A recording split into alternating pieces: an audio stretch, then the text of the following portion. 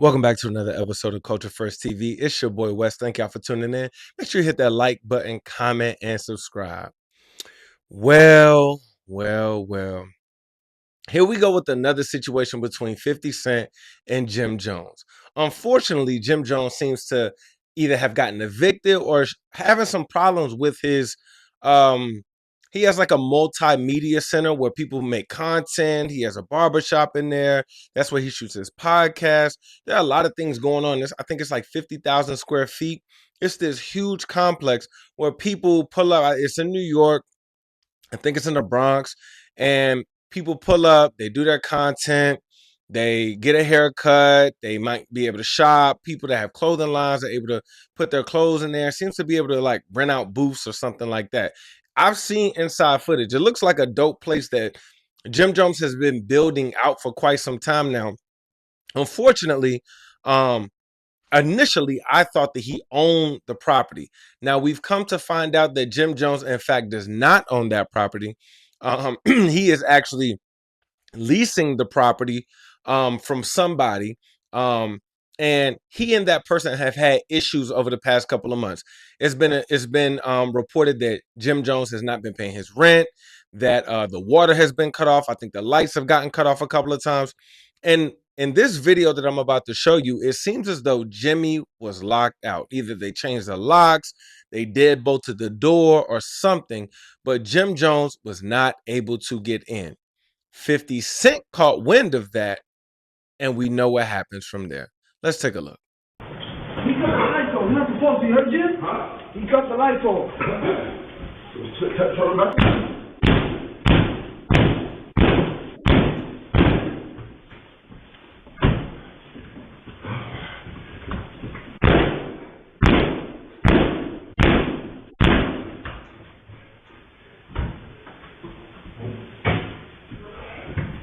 What's up? What happened?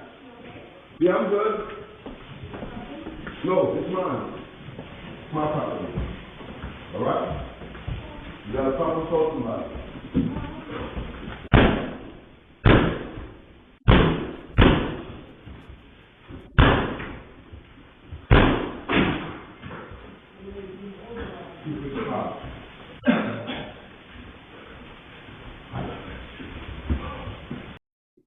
All right, I'm gonna stop the video right there. You guys kind of get the picture. So you in the video you see Jim Jones going down what seems to be a long hallway of different, I guess it's some type of business park or business building type of thing where you're able to rent out suites, and maybe all of those suites are connected. I'm not sure, but Jim Jones is kicking the door down. Everybody know Jim Jones got little legs. Jim Jones is seen trying to kick the door down. I think he got one of the doors open, but it's like, yo, Jim Jones is 50 years old. Like all of our rappers that when I was growing up that was hot and they had the songs and they had the swag and they was lit and whatever else, they're all 50 now. They're all 50. And it seems that a lot of those rappers that were not the main person in their crew, i.e.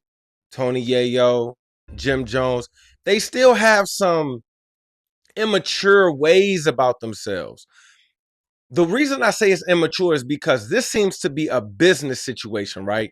You don't own the building. This isn't your house. You don't own it. So if you know that you didn't pay the rent, if you know that you haven't been keeping up on your bills and staying on top of certain things as far as the business goes and the finances, why are you upset that you're locked out, or what seems to be you being locked out of the place that you have defaulted on paying rent or keeping up with the bills? Why are you doing that? You're 50 years old. Either you're going to pay,